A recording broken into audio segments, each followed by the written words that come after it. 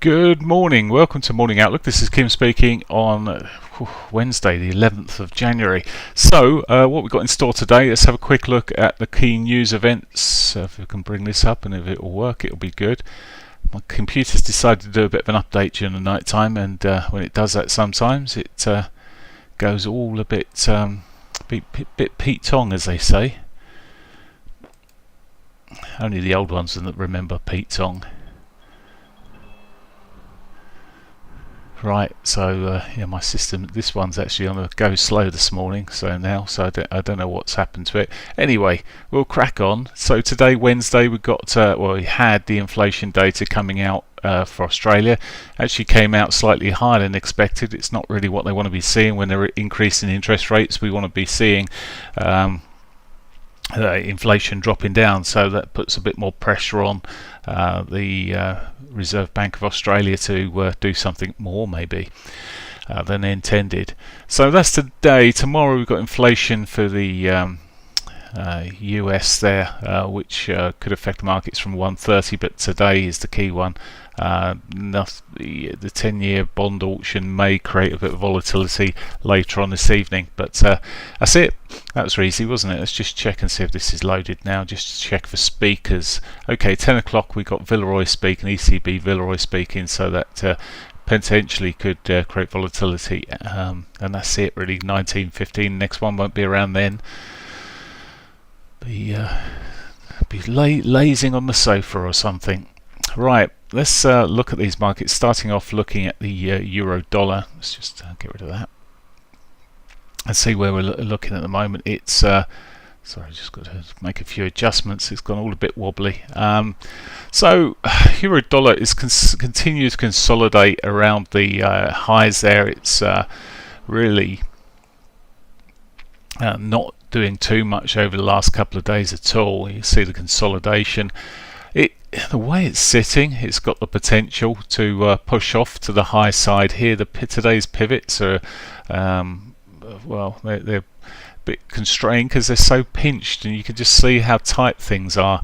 Now I tend to disregard those a little bit more now. Maybe the R2s, S2s come into play a little bit more and be useful, but that said, the R1 is sitting right over the prior highs there. So there could be some demand as we push on through there. We'll see how things develop, but for now it's chop zone for the euro. A lot of these markets are similar-ish. Pound dollar here still in its quite tight range, so tight you can barely see it there. It did look at one stage like it was going to roll properly, and then it decided to do quite the opposite. And again, very, very tight market. This is a little bit away from its high. To me, it almost favours the low side, a break to the downside, but got to wait and see here. The reason why is if something consolidates quite cleanly, as this had been around the highs here, and the price had stayed like this and then moved off. It looked like it was going to 9 o'clock yesterday morning, never materialized. When it does this, if it had done it and moved up, then that's fine. When it then pulls back a little bit further even and then chops around like this, it just looks all a bit sort of shorty. Now it's not suggesting it was definitely going to go short or anything, but just gives me a bit more bias towards that direction. US dollar yen. So the US dollar yen, well, the big drift is still to the downside. However, again, we've got the consolidation, and it's sort of similar everywhere-ish. Although, well, it's still got the potential to break to the downside. It's a little bit less messy. I don't know if it really is actually much less messy than the pound now. Perhaps this is in a similar ball game, but it is through these markets very much a wait and see type market.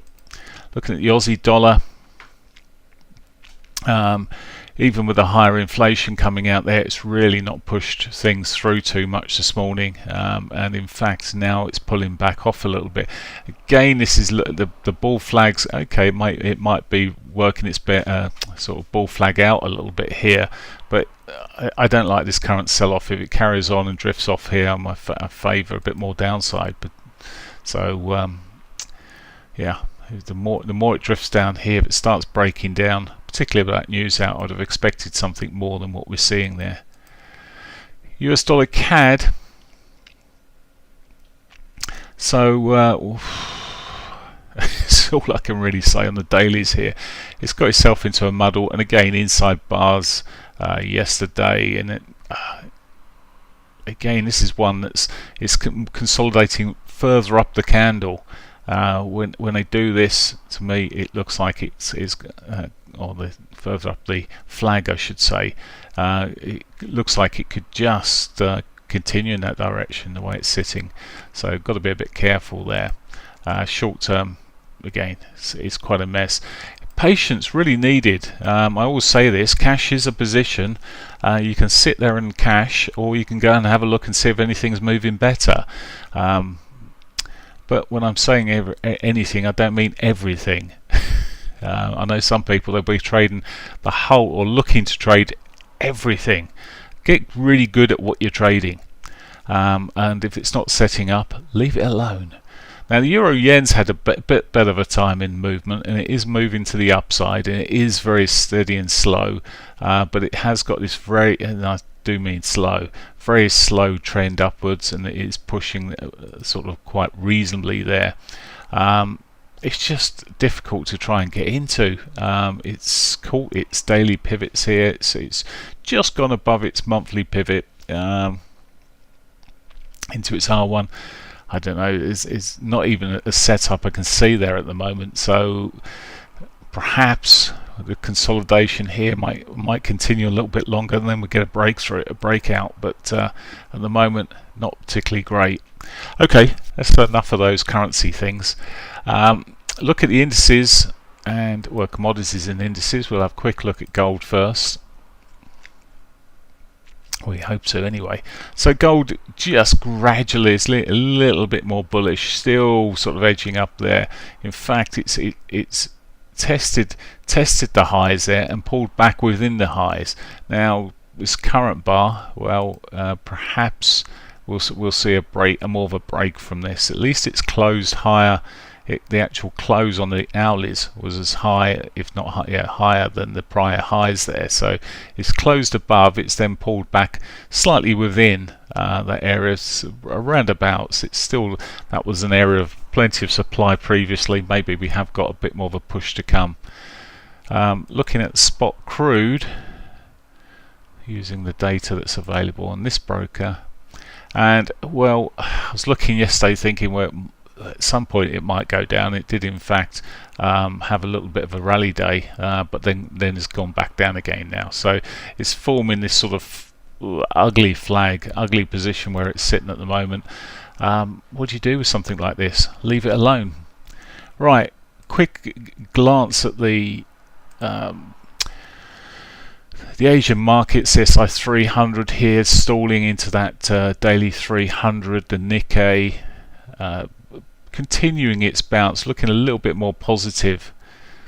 I think with the sort of opening up of China, etc., it's helping the markets to a degree, and we could see more upside in these Asian markets. The Nifty 50, this has been a bit of a weird one at times. It's gone ugly on the dailies, really ugly on the dailies, and again this is one that's pushed up. It put a lovely flag in, but then it's messed it up and it's gone really consolidated. Maybe it's got a further move to the downside. Okay, so nothing tradable there, or that I would be looking for, and it's not really giving us too much guidance. And the S&Ps still, I mean, yesterday it managed to push up on a daily basis, but not very far, and it's just such a pig's ear. Keep looking through these things, thinking in a moment I'm going to find something I really like, and I'm just going through the time frames on this, and it is just it's a mess. Now, so you might get some intraday trading from these, but even the direction of them are questionable in terms of where they're going from here. Pushing up okay, but the Dow is not really wanting to go too far. The Nasdaq is the weakest of the bunch, but even that, well, it's held up slightly better than the others in a sense there, so holding up a little bit better, but looking like it wants to sell off at the moment. I get asked about the DAX. The DAX, well, I look at that every morning on the updates here. That's held up pretty well, putting a new high yesterday. The European market's just looking that little bit more trendy, a little bit more positive. Bearing in mind we will see more ECB increases, and they're being quite hawkish relative. We're still seeing these markets push up, which is a suggestion that there's growth in there somewhere. And well, I've said that, and then we look down at the shorter time frames. It's the DAX is rolling back south a little bit at the moment, but got potential support into the pivot coming up. Okay, but it's not the prettiest of markets. Finally, the FTSE. So the FTSE's been shoving up there, higher lows. It's double topped really at the moment, looking a bit soft now.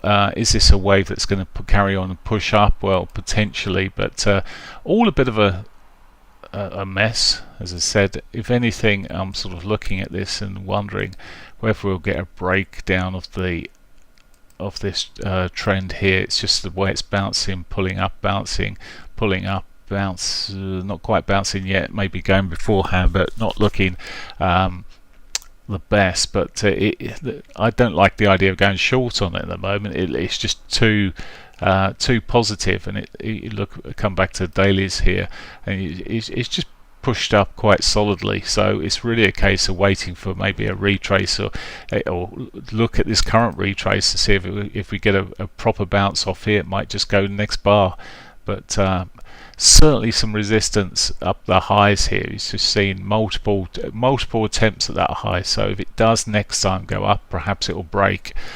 Okay, that's pretty much it for me. A lot of the markets though, be careful when it's choppy like this. The tendency is to go chasing the market, chasing what you think's happening, and it goes completely chop on you and comes back and then starts nibbling the other side. So patience is needed. It's one of those periods where we sit there in intense consolidation, not just a bit of sort of a chop or whatever else, but it's quite significant.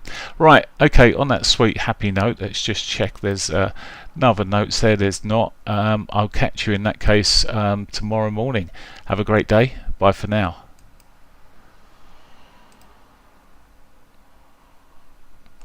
Right.